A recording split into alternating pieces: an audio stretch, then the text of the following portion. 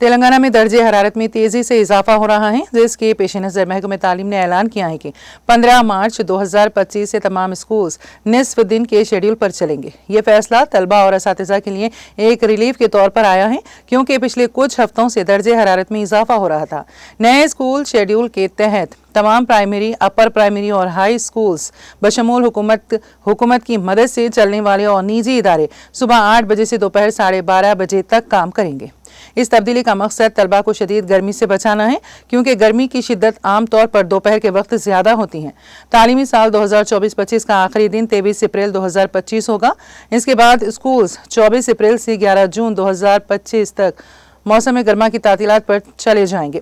نیا تعلیمی سال 2025-26 جون سے شروع ہوگا۔ تلنگانہ میں درجہ حرارت میں مزید اضافہ متوقع ہے، جس کے پیش نظر صحت کے ماہرین نے طلبہ، والدین اور اساتذہ کو احتیاطی تدابیر اختیار کرنے کی ہدایت کی ہے، تاکہ ہیٹ اسٹروک، پانی کی کمی اور تھکاوٹ جیسے مسائل سے بچا جا سکے۔